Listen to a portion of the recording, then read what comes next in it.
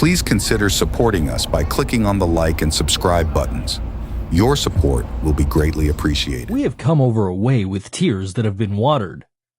We have come treading our way through the blood of the slaughtered. Chapter 7. The Scattering of the People, Routes to Death and Reconstruction. The African migrations have been stressed at various points as one of the major developments from which so much can be learned about the history of the black people. The migrations explain many things. They were people in perpetual movements. The movements were human tragedies spanning too many millenniums. For it was noted that the great pressures on the Africans actually began in prehistoric times, and that the pressures that uprooted so many settled communities came from two principal agents of destruction: the slow and relentless incursions of oceans and sand and the slow relentless incursions of Asian hordes. The Europeans, coming later, accelerated the movements. Migrations as culture decline. The migrations were of many different kinds, and so much that the overall description of them is often misleading. There was no general continuous flight of the people, here and there all over the continent. Some of the movements were so slow and limited in space that one might hesitate to call them migrations. These were the groups that moved only a relatively short distance each time and, as a whole, never left their general area. After 100 years, such groups might not be more than 100 miles from their traditional home after several generations. Even in the cases of those who migrated farthest, the movement had been slow because the whole movement was forced, every breakup a painful uprooting of communities that had been built on hopes and dreams of a permanent abode. Every move was a search for still another abode where land and water could support life and security could assure another chance of survival. These slow-moving migrations were mentioned in the discussion of geographical influences. There were also the better-known migrations that erupted and moved south, east, and west like tidal waves. These occurred as the result of many Asian and European invasions and conquests. They were further accelerated by the new turn in the institution of slavery from the 7th century AD onward. At a much later period, after the 16th century, black marauding groups such as the Jaga and the Ngoni added to the turmoil and disorganization. It is quite clear that the waves of blacks that spread over Africa in these migrations came mainly from the area where black concentration was greatest, and the attacks on that concentration persevered relentlessly. This area of black concentration of population was the ancient Ethiopian Empire, which I have described as the heartland of the race, its motherland with a civilization that, despite the Asian invasions, still included all of Upper Egypt in 3100 BC and extended southward over the Sudan across Abyssinia. But everywhere the people from the birthplace of black civilization wandered, they found, almost without exception, people already settled, some having preceded them by decades or centuries, and others who had been there, according to their ancestors' story, since the beginning of time. Such, for example, was the tradition of the Keet and Siwa people in Central Africa. The intertribal wars and the intense tribalism that developed from them are among the fateful outcomes cited in connection with the migrations. I have stated a number of times that, inevitably, there were non-blacks in the migrations as they were, in one way or another, integrated with Africans and participated with them in other developments. This meant that there were always a number of predominantly black groups with some Asians and mulattoes who were as loyal to the race as any black. This is the kind of fact that blasts any attempt to indict a whole people or put them into a single category. Human beings simply refuse to be generalized into neat categories. So in ancient times, and even later, there were Caucasians who regarded the blacks as superior people, and the question about inherent equality they would have thought absurd to entertain. The Greeks, who seem to have studied the advanced civilization of the blacks more than any other white people, were first among this group. There were therefore always Caucasians who were affectionately drawn to the blacks as by some magic. When recognized as genuine by the blacks, the esteem became mutual, and such Caucasians became an integral part of some black groups. These were not the Caucasians, Asians or Western, who infiltrated black societies for domination and future conquests. These were the Caucasians, albeit a small minority, who stayed with the blacks and fought shoulder to shoulder with them against their own kind, retreated with them in defeat, and were therefore a part of the migrations. I have also emphasized that not all of the mixed breeds, whether Afro-Arab or Afro-European, deserted the blacks for the whites. For while the majority did cleave to the race of their fathers, the devotion of the minority to the race of their mothers seemed to be so spiritual in nature that it more than overshadowed the white-worshipping half-whites. White scholars as authorities. And what has all this to do with the migration? The answer is almost everything. Much of the history of Africa has been written by anthropologists. They have written it within the theoretical framework of their own ethnology, and historians and others have relied almost entirely on their classification of peoples. The usual claim that the discipline is a science is made despite the amount of pure guessing that characterizes its conclusions. Racism is so obvious in most of the anthropological findings that one may wonder how, if they hope to maintain the fiction of being scientific, it could escape their notice. It has been suggested that their bias does not in fact go unnoticed, but that they are so certain of the favorable reception by the white audience to which they address themselves that what others outside of that world think is a matter of little consequence. These latter do not supply the millions that support their African studies. The main thrust of their findings is to make Africa Caucasian from the beginning of its history, and to give blacks not just a subordinate role, but no significant role at all in that history. Hence their great emphasis on 1. The Caucasoid identity of this or that African tribe, and 2. Failing in that highly advanced all-black situation where no such classification could be made, to allege Caucasian influence in one way or another. This record does not require debate. It meets the eyes of most of the books by these Africanist experts. There should be no confusion over Negroid types or Caucasoid types where there was such a widespread mixing of races as was the case in Africa, as elsewhere, from the earliest times. It becomes even more ridiculous when it is established that certain Caucasians have Negroid features without the benefit of having any Negro blood, and, conversely, many of the blackest blacks have physical characteristics which are supposed to belong to Caucasians only.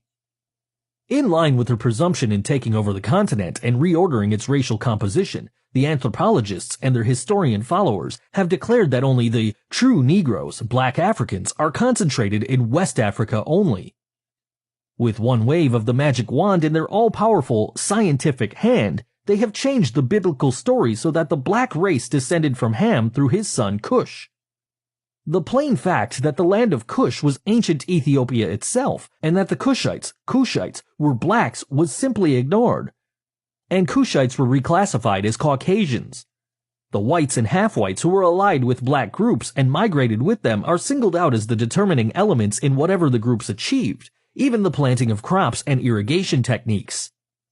The Asiatic Caucasians, who are known to have settled along the northern and eastern coasts of Africa, even in prehistoric times, are now being presented as the indigenous inhabitants. That archaeologists would find Caucasoid types centuries old in any of these areas should be taken as a simple matter of course. Nor would I think it surprising if excavations discovered Caucasoid skeletons several thousand years old anywhere in Africa. The same unshocked attitude is maintained when Negroid types were discovered on the British Isles, as indeed Negroid remains have been found in other places in Europe and distant lands where no blacks are known to have lived, not to mention the millions who have settled outside of Africa. Therefore, instead of postulating a theory of history that, on the basis of a few skeletal remains, a whole people inhabited an area first, it would be more sensible to conclude that members of this or that race certainly had visited or settled in the area in the long ago, some dying there, away from their own native land. But suppose they did come as permanent settlers, such as the Dutch in South Africa and the British in Rhodesia. The whites of South Africa are not waiting for the certain verdict of anthropologists and historians in their favor. They already claim to be the original inhabitants, saying, as George Peter Murdoch and his school proclaim, that the Africans came into the land later. 1,000 years hence, there will be no dearth of Caucasoid remains in Africa. I just referred to George Peter Murdoch. All through these discussions I have been unsparing in my criticism of Caucasoid scholarship at various points. I have, in effect, accused them of the subtle thievery of the achievements of an important division of the human race, deliberate and unconscionable. To understand the basis for this criticism, one need not match my labor by wading through over 100 books by them. One good example of all that I have been saying in this connection will suffice. That example is Murdoch's Africa, its peoples and their culture history. For here is another one of those works which is replete with all the trappings of profound scholarship, bearing, as all such works invariably do, the mark of scientific objectivity. Yet from beginning to end, Murdoch maintains his central theme. Africans are not in fact Africans. Black civilization was not in fact black civilization. Countless peoples thought to be Negroes by many, such as the Bushmen, the Maasai, the Kushites, Pygmies, and even the Bantu, etc., are of Caucasoid origins. And while his own account of migrations often contradicts his main thesis, this, I suppose, he dismisses as simply unavoidable. He was at his racist best in a specious and rather amusing argument that attempted to prove that even the Azanians were not black. Is it not significant that so many white writers spend so much time and energy trying to make this or that person or group non-African? Certain direct consequences of the migration will not be fully understood unless the many centuries they slowly covered are kept in mind. The development and spread of the numerous languages, dialects, separate and independent small city states from which varieties of culture patterns inevitably emerged, these outcomes highlight the factors of segmentation in the decline of advanced black institutions. But migrations from the first centers of black cultures in the Sudan and Egypt had beneficial results also. The migrants were a new kind of missionaries. They carried whatever they could of their advanced civilization wherever they went, and they carried it far and wide. The backward groups that had been living far away from the centers of progress were the beneficiaries. An economic revolution occurred in areas where the Nile migrants not only brought new grain crops, but also new implements and farming techniques. They also spread the gospel of industrial production through the expansion of crafts and their organization into guilds. The greatest of these was iron, for iron, all by itself, created the greatest industrial revolution in Africa and became at once both the catalyst and foundation of the new state formations and expansions of power. In like manner, basic African institutions, such as the traditional constitutional and social systems, were reinforced by the migrations from the heartland. And while many of these basic institutions were influenced and modified by Islam and Christian Europe, they all remain so unyielding at the core that they can be studied today almost as directly as they could have been 5,000 years ago. There is another fact in this connection that is not pointed out often and never stressed. We generally speak glibly enough about Asian and Western influence on Black Africa, but seldom about the influence of Africa on Asian and Western institutions. The process of Africanization began at once whenever and wherever the blacks came in contact with foreign institutions. Both Islam and Christianity had to yield to Africanization. Even autocratic sultans and emirs, all powerful in Asia, clashed head-on with the constitutional role of the council in Africa and had to yield. The religions that spread most rapidly and widely were those which were readily adaptable to African cultural patterns. Islam and the Catholic Church led in this, and the Catholic Church outdistanced every other Christian denomination in growth.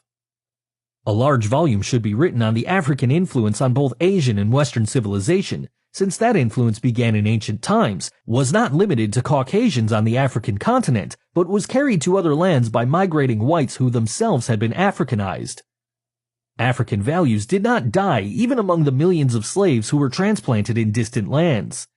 In the United States, where the system to stamp out every vestige of black culture was the most thoroughgoing and relentless, African traditions persisted and influenced not only the white slave-owning class, but the course of American civilization itself. The historical significance of the movement of people, no matter under what circumstances, can hardly be overemphasized. We have seen how and why the flight of the blacks from the Sudan increased as the Arab hordes continued to sweep in during the 13th century and Islamization was more aggressively pushed. To many blacks leaving the homeland, what was happening was far worse than the sight of their cities, towns, and villages going up in flames. For now they saw their very own leaders, kings, and other notables, divesting themselves of a tradition of civilization that went back beyond history into Paleolithic times and, for expediency or self-interest, were humbly grasping at the robes of the Arabs, their language, and their religion. Their leaders on the throne were no longer Africans or Ethiopians. They were now of still another race. They were black Arabs. So it did not matter at all that the new states were forming under black Arab rule. The Arabs not only tolerated these black Muslim rulers, sultans and emirs they were now called, but found it expedient to use them as fronts in controlling the remaining black population. The real rulers were the various Arab tribes that were now scattered all over the Sudan. There was a great difference between these new black Muslim states and Funj, for while Funj was also sultanate in name, it had a long line of black rulers who steadfastly refused to be Arabized, even to the extent of accepting Arabic names, and even the Arab population knew very well that the Muslim religion of those black sultans was very superficial indeed. The new fringe states of Darfur, Wadai, and others under black Muslims offered no place of refuge for those whose very reason for flight was to maintain their own racial identity, dignity, and religion. The Saharan Tragedy. We return to the Sahara again, for here is where the first black migrations began before written history. Sahara, or wasteland, indicates what it became, not what it was. It was the largest northern region of Bilad al-Sudan, the land of the blacks. Viewing this vast area for at least 5,000 years, it is difficult to believe that it was not forever thus. But the Sahara, far bigger than the United States, was once a land of lakes, rivers, forests, green fields, farms, villages, towns, and cities. Wildlife was abundant. Cattle grazed in meadows, and horse-drawn chariots sped over the highways. It was a great land, yet only part of an even greater black world.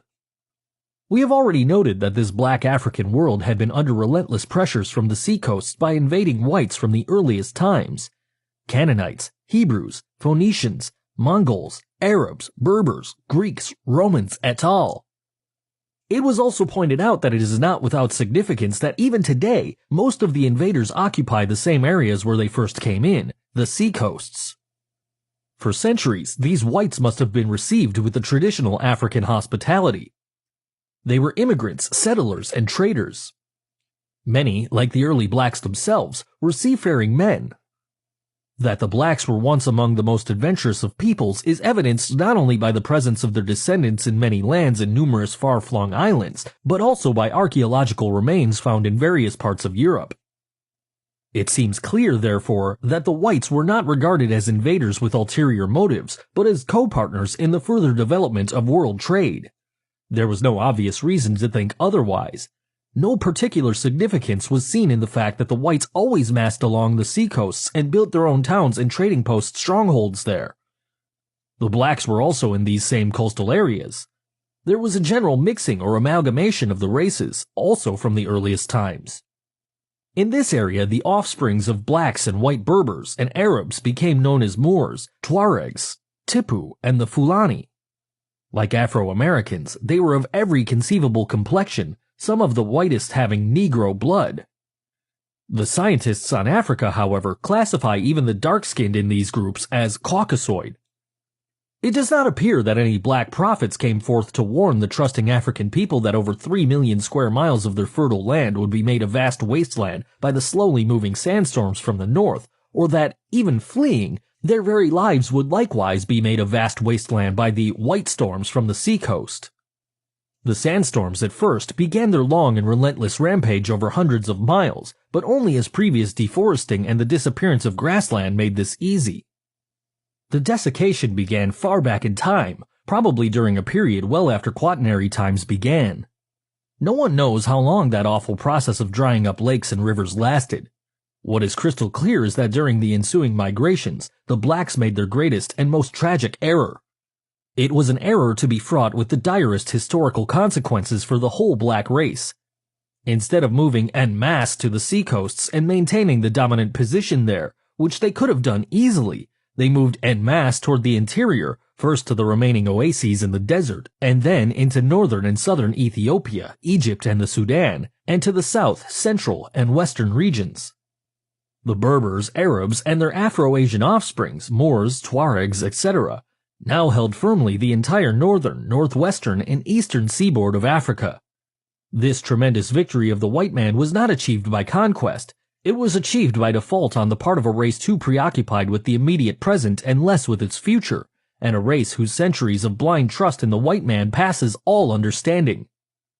One might say that in surrendering all of their coastal areas to the Asians and mulattoes, and apparently without a fight except in the case of Lower Egypt, that the blacks not only sealed themselves off from the world of commerce and all general international relations, but they also, and at the same time, sealed their own fate to be a surrounded, hemmed-in hunting ground for slaves. The pattern for Egypt and Axum was clear-cut. Their story was already outlined early enough and so clearly that even the blind could not be unaware of the shape of things to come. The shape emerged in their present. The whites were aggressive, always relentlessly pushing for the command position in every situation, no matter how small their number or how insignificant the project. The blacks, by contrast, are not so aggressive, tend toward the brotherhood approach, and generally strike only in retaliation for prior wrongs done. This overall humane and essentially religious attitude of the blacks led Arnold Toynbee to say that mankind may have to emulate them if civilization is to be saved. This is hardly a compliment in a world where the very meaning of civilization is lost. In the face of the Caucasian will to power and domination, this religion of meekness is a tacit surrender to the permanent overlordship of the aggressive and the strong. This is the testimony of history. And perhaps this is why I have always been puzzled by the declaration of Jesus Christ that the meek would inherit the earth. Did he mean the grave? The pattern referred to above developed from the fact that countless thousands of blacks did not migrate anywhere but remained among the Asians. They gradually became the lowest class in the society, although there was some mobility or escape routes.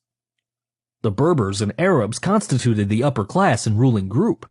Next came the Afro-Berbers and Afro-Arabs, mulattoes, also classified as white, but in a class below whites. And finally, there were the still lower class of blacks, and strangely enough, all Berbers, Arabs, and mixed breeds who chose to cast their lot with the blacks and share their destiny. I said strangely enough, but there was really nothing strange about it. It was simply a human situation. A part of the explanation was that out of centuries of intermarriages, there had developed a network of family and kinship relationships. But it meant much more than these kinship ties. These whites and half-whites, admittedly a small minority, nevertheless did not have to have themselves classified as blacks, giving up the open opportunity to direct power, fame, and fortune. Like a majority of whites and half-whites with similar ties to the blacks, they could have easily cut those ties and even denied that any ties ever existed. That was the easy way, the self-serving and expedient way. They refused to take it and chose to share all the hardships of the blacks. I dwell on this because here we catch a fleeting glimpse of the progress of human spirit as it emerged on a plane above the rewards of materialism and self-interest.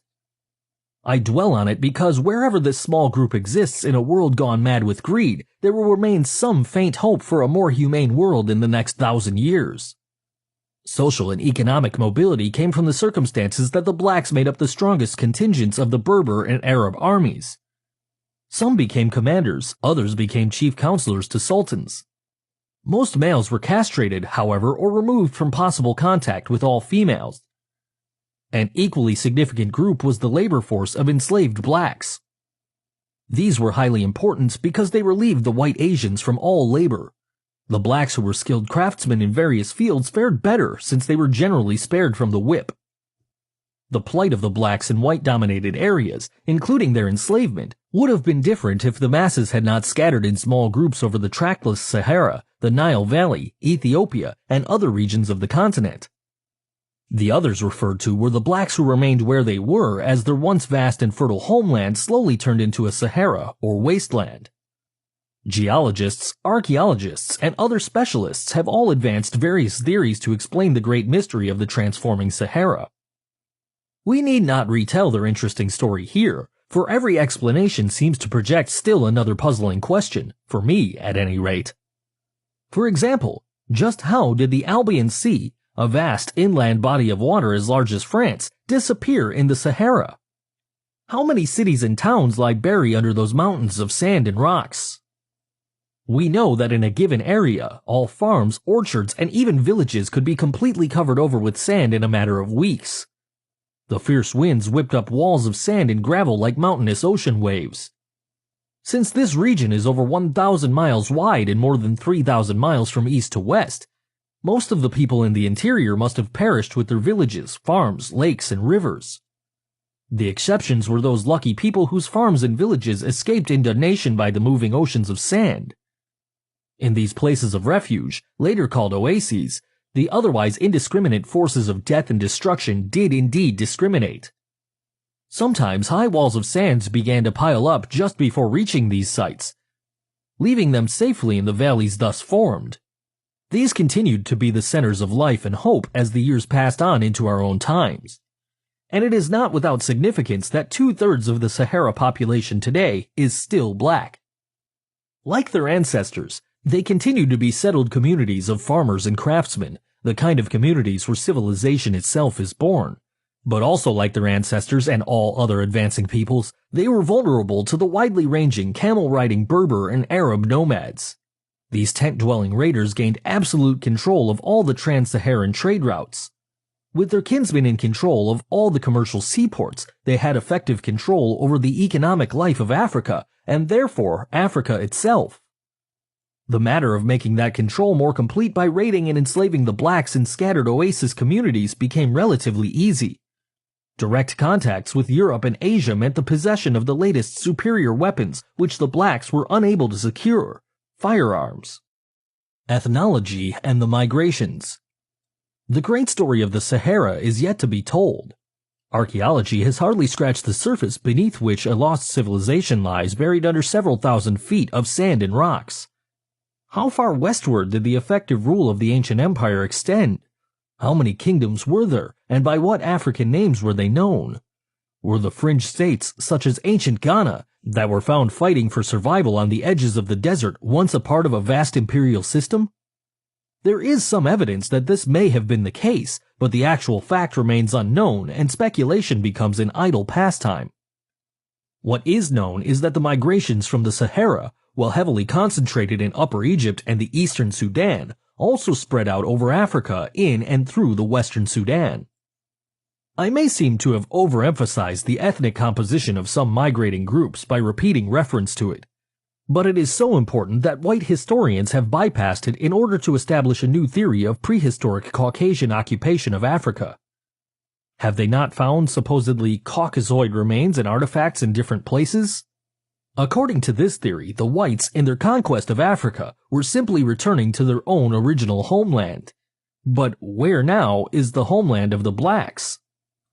Our Africanist experts do not know. Some few, apparently seeing how ridiculous was the corner into which they had painted themselves, suggest that perhaps the blacks migrated from India or somewhere in Europe. Others undertake to establish Caucasian priority in Africa by excavating structures which no Negroes could have built. An example is a prehistoric site in Uganda.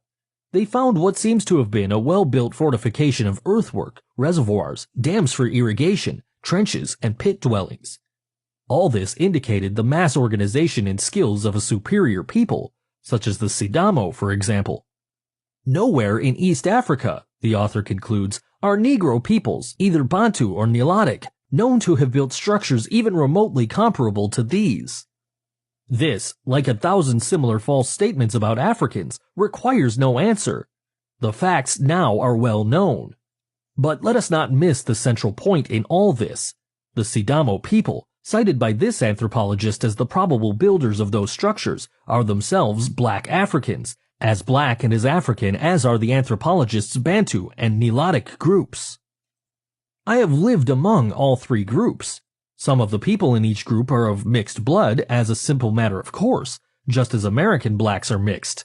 But in their pathological drive to prevent any concepts of unity from emerging in Africa, Caucasian scholars have been relentless in dividing the blacks of Africa into numerous ethnic categories.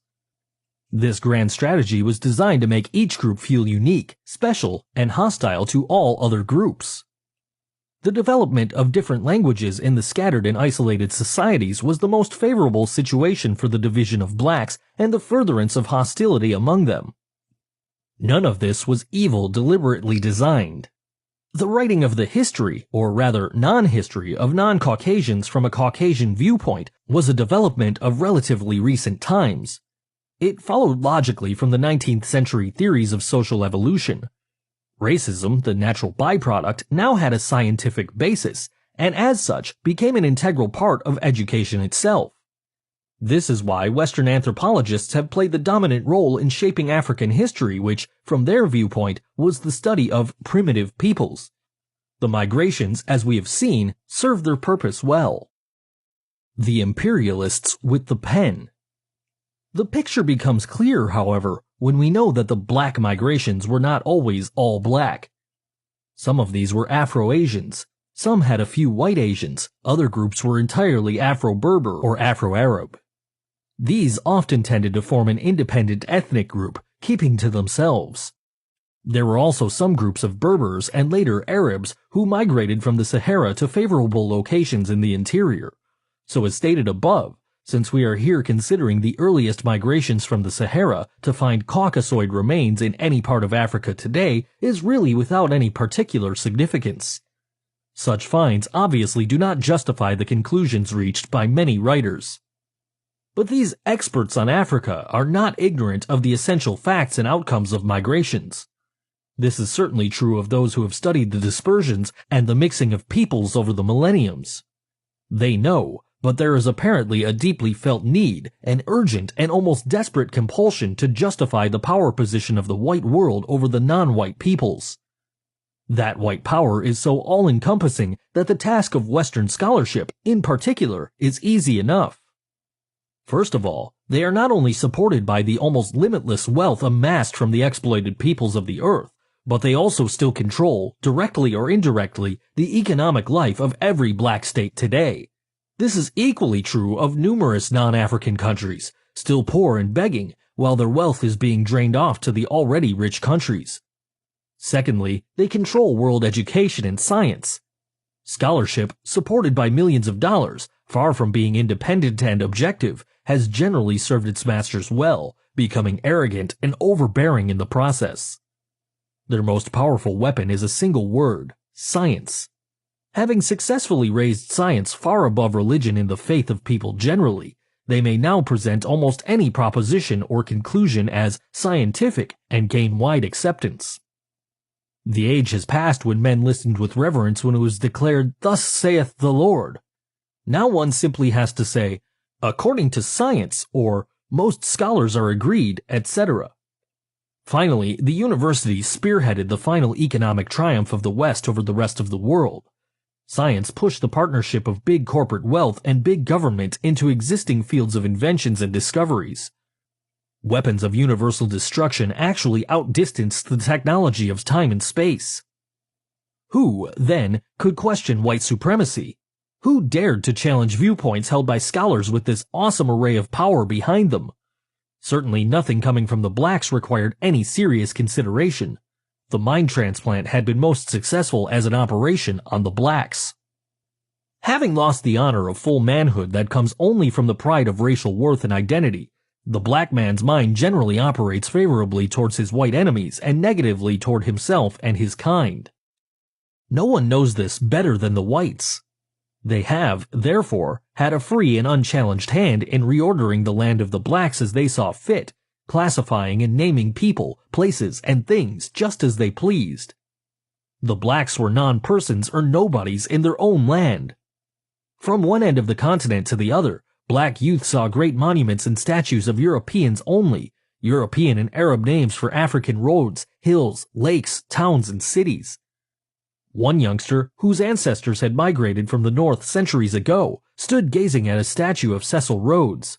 "He's in our school books too," he proudly informed his parents.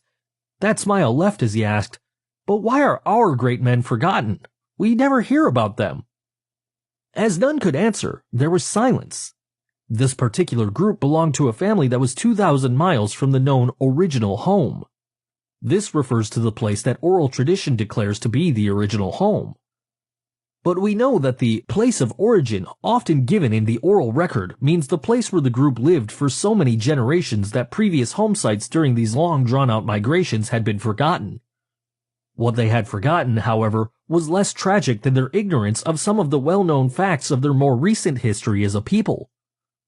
The boy had raised important questions. They could not answer because they are blacks of Rhodesia. What little history they knew was white Rhodesian history, and this they could learn from Rhodes to Ian Smith.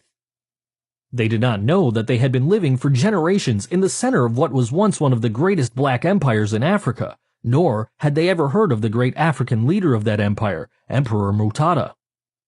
As elsewhere, Rhodesian history began with the coming of the whites.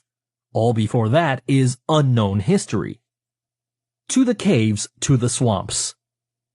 We have been studying those people who were actually migrating from highly advanced civilization to less advanced regions or regions not advanced at all, but who continued to rebuild new states until they were destroyed by the European invasions. Since a representative number of these states appear in the following pages, a final word should be said about the vast numbers who found only caves and swamps as places of refuge, and therefore built no states, but sank lower and lower in hopelessness, ever-present fears of capture, and a life that was not life, but an animal-like struggle to survive. I referred to these before, but all too briefly. They are an inseparable part of the history of the race. Their savage state enabled us to measure the distance from the heights to the level where so many of the race had fallen.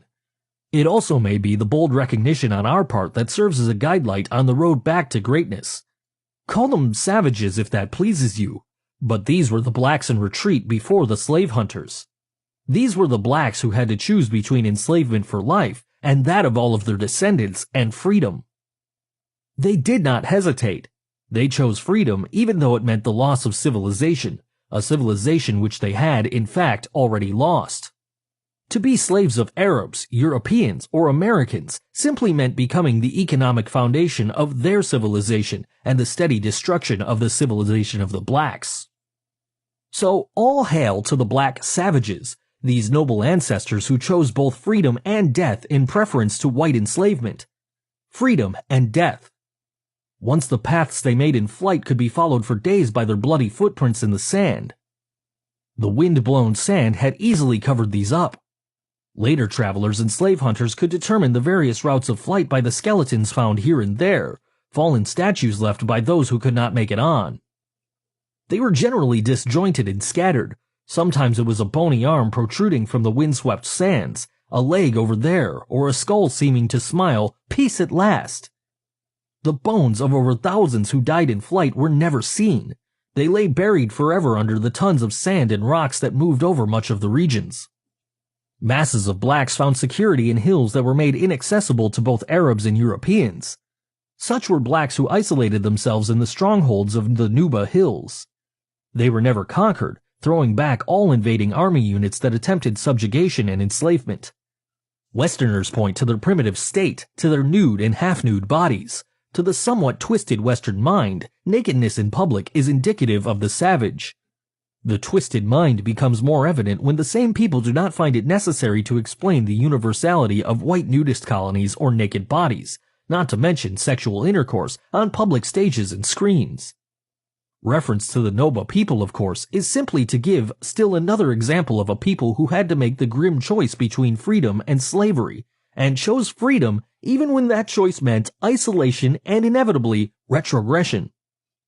Blacks who were among the very first weavers and clothmakers on Earth could no longer wear clothes. These flights before the mighty firepower of the invaders became more general after 1400 AD, even though guns, after 200 years of development, were still not in widespread use in Africa. Only Europeans and Arabs were able to secure a limited supply of these precious and certain-to-conquer weapons. The blacks had nothing of the kind. Meanwhile, experimentation to improve various types of gunnery and speed up production was frantically pushed. The successful outcome of this great venture in firepower was the prelude to the Industrial Revolution that was to change not only the material world, but what was left of the humane nature of man himself. It is not likely that the people were then generally aware that they were being slowly hemmed in from all directions. It is possible that many did feel it, without having any exact knowledge of being encircled, although the danger might be several hundred miles away where the hostile seas met the friendly land. So other groups of wandering blacks headed for dismal swamps, still others dug caves in hillsides. There were those who wandered aimlessly out into the scorching desert and died with their babies strapped to their backs and larger children clutched by their hands. This means that the bleached skeletons of little babies and children also greeted the eyes as though additional testimony was needed to show how many of the young were included among those who could not make it even to barbarism. All of those who survived in these various groups ended up in areas where they could do little more than survive. Even if they had not splintered off into small independent societies, famine and disease would have reduced their numbers anyway. Therefore, as noted elsewhere, there were many firmly united groups that were so large that migrating as a single unit was impossible. Here, the very circumstances of the case demanded separation, estrangement, and isolation from the mother society, and the eventual development of several new language groups. The disunity among the blacks that spread over the whole race often developed from crisis situations over which they had no control in the awful struggle to survive. The millions who found security only in places of extreme isolation, in caves, swamps, around a few precious waterholes in the desert, and on inaccessible hills, none of these people were favored with the chance to even begin the building of their lost civilization. Far from being ashamed of them as savages, this chapter is a salute to them, a salute with pride that says to them, all honor and all glory. Unlike the blacks we know most about, they could not build great kingdoms and empires. Many were far removed even from the fringes of an advancing world, yet they overrode the unceasing attacks of both death and hell and survived. What is more, they held the fast lane of freedom on the African continent, and they held it against cannon fire to the very end. Even when colonialism swept over their land, they were never conquered. They had been wise enough to see both Islam and Christianity as just another route to the slavery they had fought and died to avoid, so they remained steadfast in their own religion and therefore were called pagans. But all of their children were born free, none in Muslim or Christian slavery, and their girls were never dragged off to become slaves in the harems of Arabes or as breeding girls for white men in the West. Finally, I referred to blacks who, though forced to move, never left their homeland region. The Noba did not move very far from where they had lived from times immemorial. A far greater number of blacks held on in their ancient center after it was overrun, refusing either to leave or be enslaved. They stayed and battled against the invaders, finally being concentrated in the southern provinces of the Sudan, where the earlier history of the race in Egypt is still being repeated line by line. And this is why it is so easy to understand the history of the blacks and see very clearly how they were not only forced far back behind the advancing races, but also pushed to the lowest levels of degradation.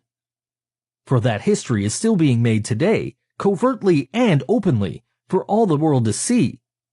The blacks who are under pressure today in Bahr el-Ghazal, Upper Nile, and Equatoria are still fighting for survival against the all-conquering colored Arabs, just as their forefathers fought 5,000 years ago from the Mediterranean in Lower Egypt to where they are now making a last stand. Romantic history? Who needs it? They have been massacred by the hundreds and villages left in ashes, but they fight on.